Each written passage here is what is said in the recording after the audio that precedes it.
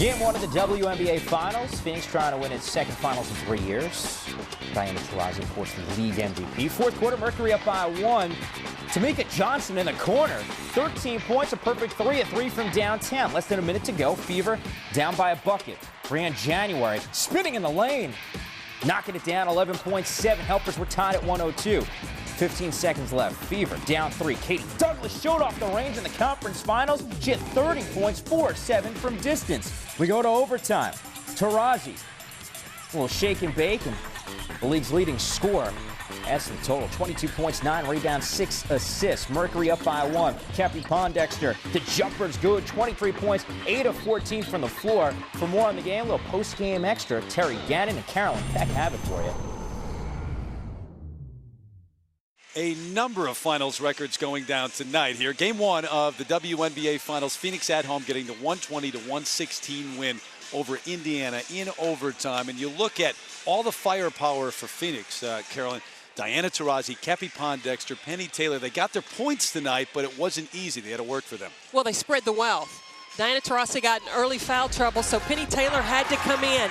She had 18 points in the first half, and she was able to score in a number of different ways. She attacked off the dribble. She shot the 3.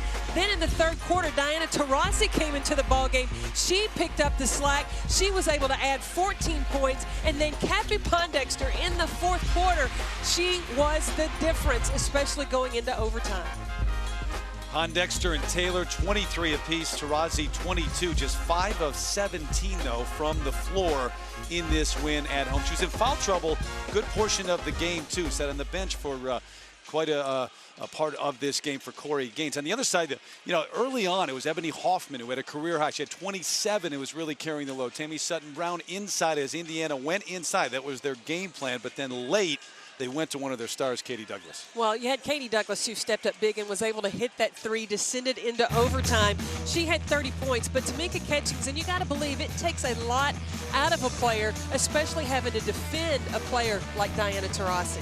You look ahead just 2 days from now, Thursday, Game 2 back here in Phoenix. If you win, you're not quite as tired. That's usually how it works. If you're Indiana, this was a long, exhausting game. They looked tired at the end. How do they come back in 2 days? Well, I would question it if I hadn't seen Indiana play the Detroit Shock to get wins back-to-back. And when their backs were against the wall, they were able to step up big and really dig down and find it. You've got to believe a player like Tamika Catchings and Katie Douglas can find that. Got to get more. You got to get double figures from Catchings, too, don't you think? You have to get some scoring from Catchings, absolutely.